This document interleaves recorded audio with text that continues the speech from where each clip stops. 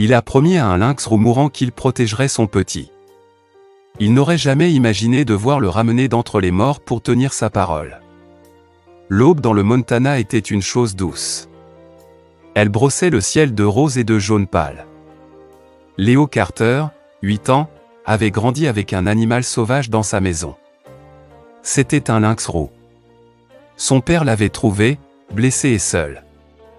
Il l'avait ramené à la maison et l'avait soigné. Ce n'était pas un animal de compagnie. Elle faisait partie de leur famille. Chaque soir, Léo s'asseyait à côté d'elle.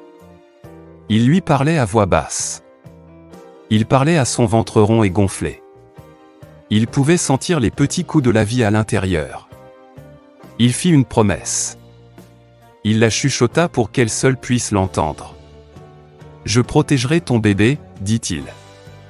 Je te le promets. » Le lynx roux lui faisait confiance. Ses yeux dorés étaient toujours doux quand il était près d'elle. Puis un matin, tout fut différent. Léo entendit un grand fracas venant du salon. C'était un son lourd et affreux. Il courut voir ce qui s'était passé. Il trouva la mère lynx roux sur le sol. Elle ne bougeait pas. Plus tard, dans la salle propre et silencieuse d'une clinique vétérinaire, leur espoir mourut. Le vétérinaire leur dit que le chaton nouveau-né était parti. Il n'avait jamais respiré. Mais alors, contre toute raison, le minuscule chaton bougea. Voici l'histoire d'Orion, le petit lynx roux qui revint à la vie. Et c'est l'histoire du garçon qui ne voulut pas le laisser partir. La première lueur toucha le grand ciel du Montana. C'était comme de l'aquarelle, étalant du rose et de l'or sur les montagnes. Léo Carter était assis sur les marches en bois du porche de sa famille. Il n'avait que 8 ans. Un carnet usé était posé sur ses genoux. Son crayon bougeait lentement. Il dessinait le lynx roux. Elle était étendue sur le rebord de la fenêtre du salon. Elle avait l'air paresseuse et contente. Son nom était Lyra. Elle était avec eux depuis presque 16 mois. Le père de Léo, John, était garde forestier. Il avait trouvé Lyra sur une route forestière isolée. Quelqu'un lui avait tiré dessus. La balle était logée profondément en elle, près de sa colonne vertébrale. On l'avait laissée là pour mourir. John Carter ne pouvait pas l'abandonner. Il connaissait les règles. Les humains n'étaient pas censés interférer avec les animaux sauvages. Mais certaines règles devaient être enfreintes. Parfois, dit-il à Léo plus tard dans la nuit, une vie est plus importante qu'une règle. Le plan avait été simple. Ils aideraient Lyra à guérir. Puis ils la relâcheraient dans la nature. Mais sa blessure était trop grave. Des nerfs étaient endommagés. Elle ne guérirait jamais complètement. Elle marchait avec une légère boiterie. Elle ne pouvait pas chasser assez bien pour survivre seule. La nature n'était plus un endroit sûr pour elle. Les Carter avaient les permis nécessaires. John avait travaillé dans la réhabilitation de la faune pendant 15 ans. Leur maison se trouvait sur un grand terrain. Ils bordaient une réserve naturelle. Ils avaient l'espace et le droit légal de lui offrir un foyer. Lyra n'était pas un animal de compagnie. Elle gardait sa nature sauvage. Mais elle avait appris à vivre avec eux. Elle avait un lien spécial avec Léo. C'était un garçon calme et doux. Il la traitait avec un respect que beaucoup d'adultes ne comprenaient pas. Léo regarda son dessin. Il avait capturé les touffes pointues de ses oreilles. Il avait dessiné ses yeux calmes et sages. Mais il n'avait pas tout à fait saisi la courbe douce de son ventre. Il l'avait découvert il y a 2 mois. C'était une surprise. Lyra était enceinte quand on lui avait tiré dessus. C'était un miracle. L'unique chaton à l'intérieur avait survécu. Sa croissance avait été ralentie par le traumatisme, mais il était vivant. Le docteur Evans, le vétérinaire local spécialisé dans la faune, était stupéfait. Il avait vu le minuscule battement de cœur sur une échographie. « Je n'ai jamais rien vu de tel », avait dit le vieux vétérinaire. Son visage était plein d'émerveillement. « Ce petit est un battant. » À partir de ce jour, Léo devint le gardien spécial de Lyra. Chaque soir, il s'asseyait près d'elle. Il ne s'approchait jamais trop. Son père lui avait appris les limites avec les animaux sauvages. Il lui parlait d'une voix douce.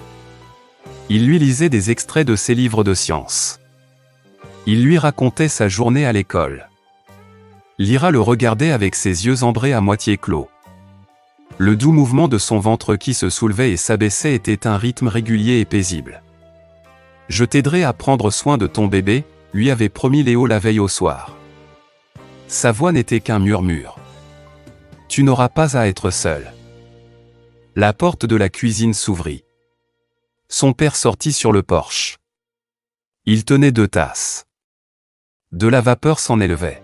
« Chocolat chaud », dit John. Il entendit une Léo. « Ta mère dort encore. J'ai pensé qu'on pourrait regarder le lever du soleil. » Léo prit la tasse.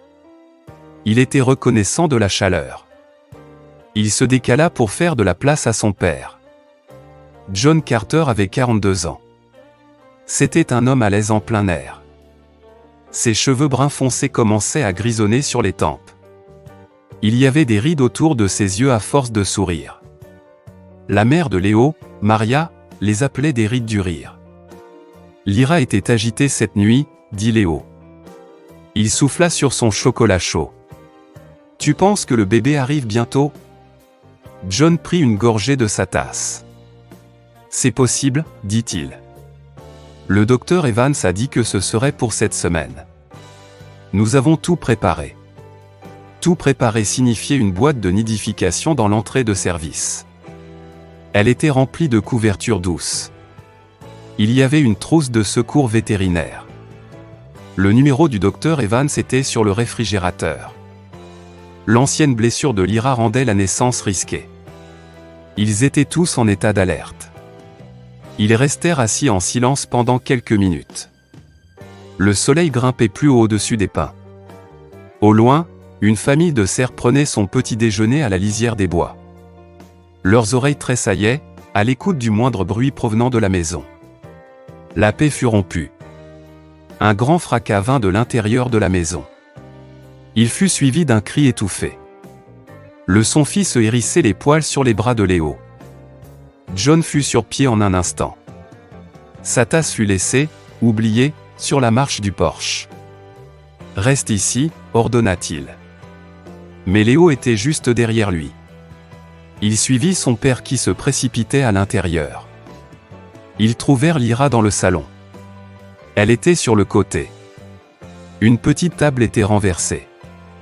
Son corps tremblait. Une tache sombre s'étendait sur le plancher en bois sous elle. « Quelque chose ne va pas, » dit John. Sa voix était tendue. Il sortit son téléphone. « Appelle ta mère. Dis-lui d'apporter la trousse d'urgence. » Léo était figé. Il fixait Lyra. Elle luttait pour respirer. Ses beaux yeux ambrés étaient grands ouverts de douleur. Il le regardait droit dans les yeux. C'était comme si elle demandait de l'aide. Il ne l'avait jamais vue aussi effrayée. « Léo !» Maintenant, la voix sèche de son père le tira de son état de choc. Il courut vers la chambre de ses parents. Il faillit percuter sa mère dans le couloir. Maria Carter était déjà réveillée et habillée. Elle était infirmière. Son instinct l'avait réveillée au premier son étrange. Ses cheveux sombres étaient attachés en arrière. Elle tenait la trousse d'urgence rouge qu'ils avaient préparée. « Va chercher ta sœur, dit-elle à Léo. Sa voix était calme mais ferme. Garde-la dans sa chambre. Léo alla réveiller sa sœur de 5 ans, Chloé. Il essaya de lui expliquer que Lyra était malade. Dehors, il entendit le camion de son père démarrer. Il regarda par la fenêtre de Chloé. Il vit ses parents porteurs Lyra jusqu'au camion. Elle était enveloppée dans des couvertures. « Où est-ce qu'il l'emmène » demanda Chloé. Son petit visage était pressé contre la vitre. « Chez le docteur Evans » dit Léo. Sa voix était tremblante. « Pour la soigner. » Il passa l'heure suivante à essayer de distraire Chloé. Ils lurent des livres. Ils jouèrent avec ses poupées. Pendant tout ce temps, Léo vérifiait les SMS de son père. Les messages étaient courts et effrayants. Hémorragie interne. Chirurgie nécessaire. Bébé en détresse. Docteur dit de se préparer au pire. Venez maintenant. Amenez Chloé. Leur voisine âgée, Madame Gable, arriva quelques minutes plus tard. C'était leur contact d'urgence. Elle les conduisit à la clinique. Elle était habituellement joyeuse, mais aujourd'hui, son visage était sérieux et triste. Le centre de réhabilitation de la faune se trouvait à 30 minutes de route. C'était un bâtiment bas niché à la lisière d'une forêt domaniale. Une assistante vétérinaire les accueillit à la porte. Son visage était sombre. Elle les conduisit à une petite salle d'attente. Maria était assise sur un banc. Sa blouse de travail était tachée de sang. Son visage était pâle. Elle vit ses enfants et les serra dans ses bras. Elle sentait l'antiseptique. « Où est papa ?» demanda Léo. « Avec Lyra » dit doucement sa mère. « Et le docteur Evans ?» Chloé grimpa sur les genoux de sa mère. Elle était jeune, mais elle savait que quelque chose de très grave n'allait pas. « Est-ce que Lyra va aller bien ?» demanda-t-elle d'une toute petite voix. Maria caressa les cheveux de sa fille. Elle choisit ses mots avec soin. « Lyra est très malade, ma chérie. Les médecins font tout ce qu'ils peuvent. » Léo regarda les yeux de sa mère. Il y vit la vérité. Il savait ce qu'elle ne disait pas. Il se dégagea de son étreinte. Il alla se poster près de la fenêtre. Dehors, il pouvait voir les enclos vides. L'opération sembla durer une éternité.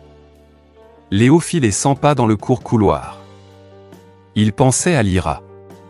Il se souvint de la première fois où elle avait pris de la nourriture dans sa main. Il se souvint du jour où elle l'avait laissé toucher sa mauvaise patte. Il se souvint de la nuit où il avait senti son bébé donner des coups. La porte de la salle d'opération s'ouvrit enfin. Son père sortit. Il paraissait avoir 10 ans de plus. Ses épaules étaient affaissées. Ses yeux étaient rouges. Le docteur Evans se tenait à côté de lui. Il tenait un petit paquet enveloppé dans une serviette bleue. « Il y a eu une rupture, » dit John. Sa voix était rauque et brisée. Une ancienne complication de sa première blessure. Nous ne pouvions pas le savoir. Le stress de l'accouchement. Il n'eut pas besoin de finir. Léo comprit. Lyra était partie. Le petit, demanda Maria. Son bras se resserra autour de Chloé. Le docteur Evans secoua la tête. Il baissa les yeux sur le paquet dans ses bras. Nous l'avons mis au monde par césarienne. Mais, pas de battement de cœur. Pas de respiration. Nous avons essayé. Léo s'avança. Il n'ordonna pas à ses jambes de bouger. Elles le firent d'elles-mêmes. Je peux voir ? Les adultes se regardèrent. Une question silencieuse passa entre eux. Puis le docteur Evans hocha la tête. Doucement, dit-il. Il passa délicatement le petit paquet à Léo. Le chaton était si petit. Il tenait parfaitement dans ses mains en coupe.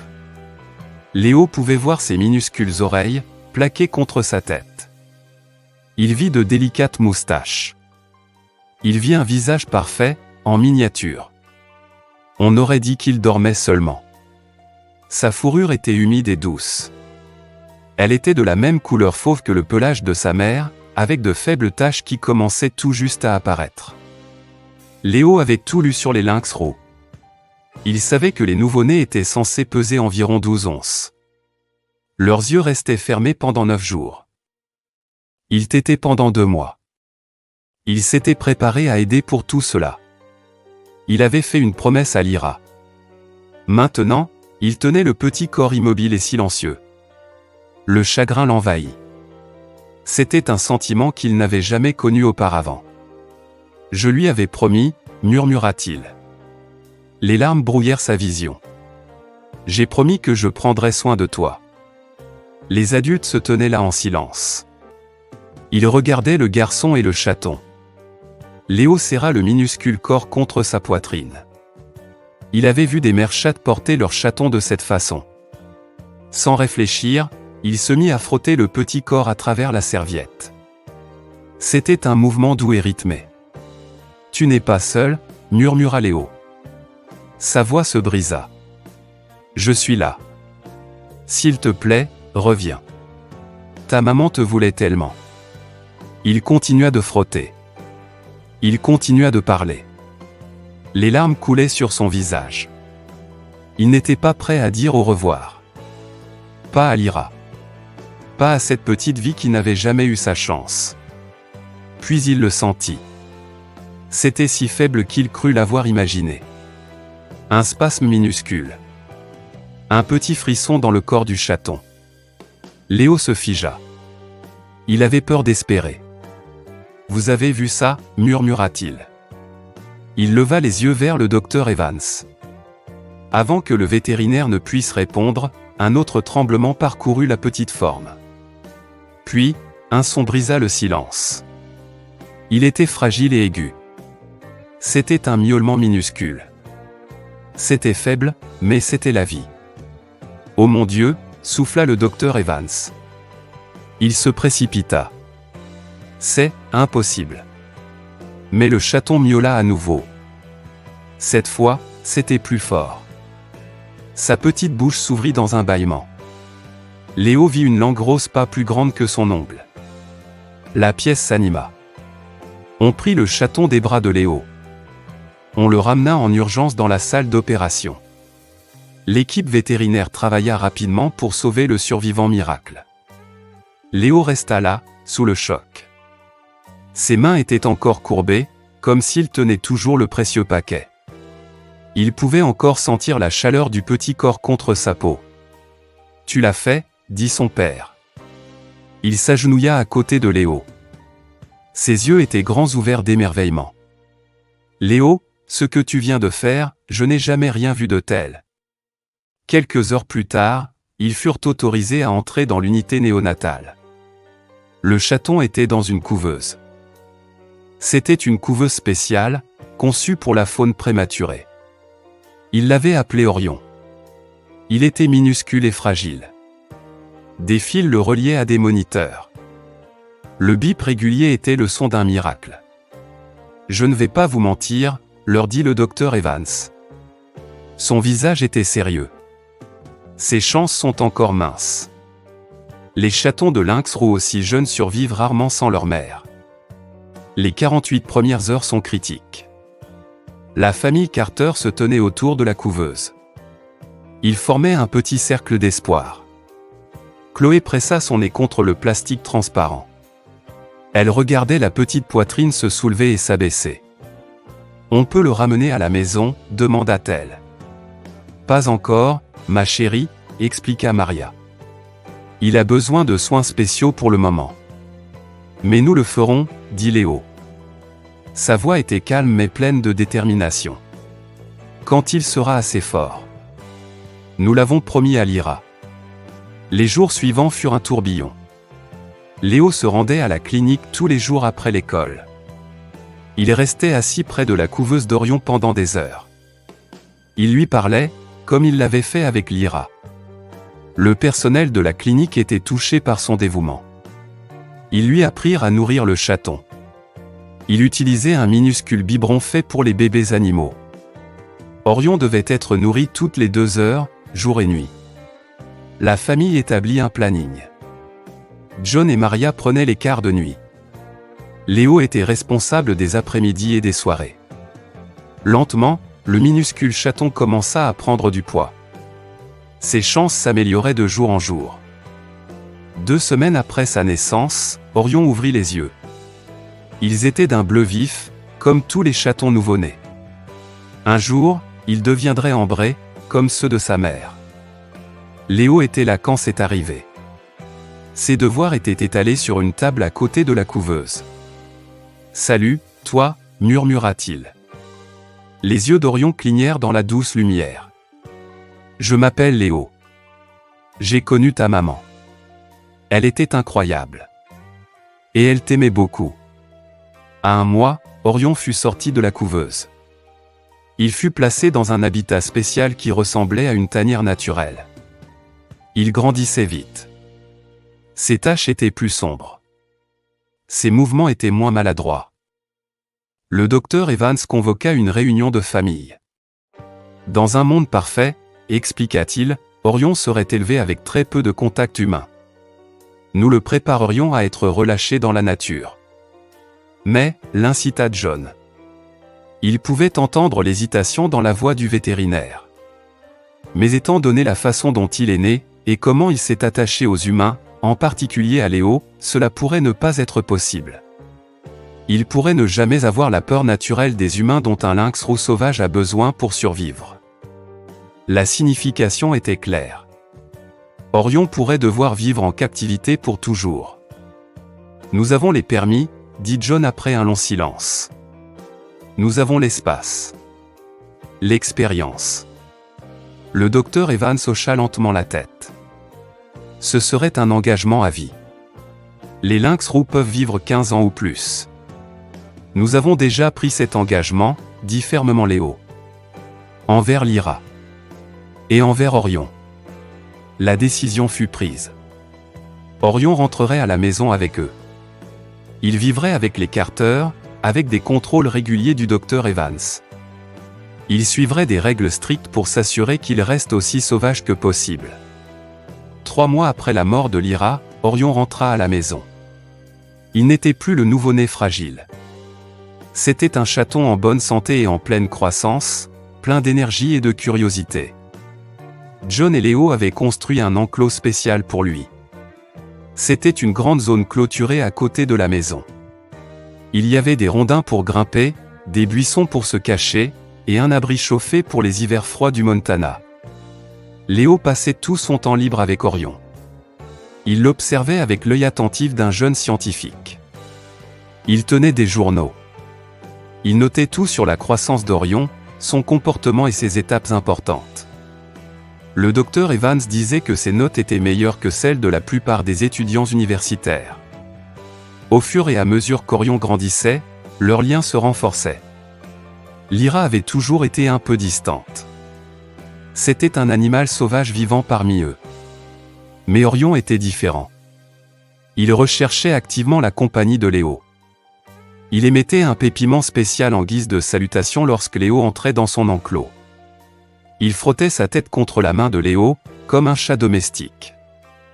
Il jouait à des jeux de traque avec Léo à travers les hautes herbes de son habitat. C'est sans précédent, dit le docteur Evans lors d'une de ses visites. Il s'est attaché à vous. Il vous fait confiance, mais il est toujours sauvage. Il ne vous voit pas comme un autre lynx roux. Mais il ne vous voit pas non plus comme une menace. Vous êtes quelque chose de différent dans son monde. Les années passèrent. Léo entra au collège, puis au lycée. Son amour pour les animaux se transforma en une passion pour la biologie. Orion devint un magnifique lynx roux adulte. Son pelage était lisse et sain. Ses mouvements étaient fluides et puissants. Pour le 16e anniversaire de Léo, ils eurent une visite spéciale. La docteure Anya Sharma était une célèbre biologiste de la faune. Elle avait entendu l'histoire de Léo et Orion.